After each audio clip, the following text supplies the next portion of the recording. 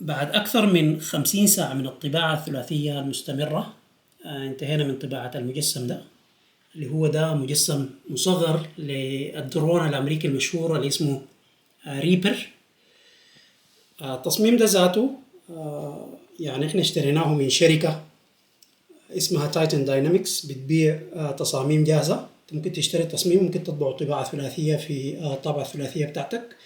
التصميم سعره ما غالي حقيقة، ممكن تشتريه بأقل من $50 للدرون ده بالذات.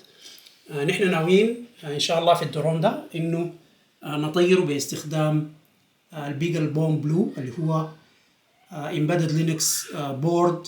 ممكن ننزل فيه لينكس، وحننزل فيه السوفت وير المصدر المفتوح اللي اسمه اردو بايلوت، وحنربط فيه كل الحاجات الباقية اللي محتاجينها، الجي بي اس والبوصلة وكل الحاجات اللي حنحتاجها.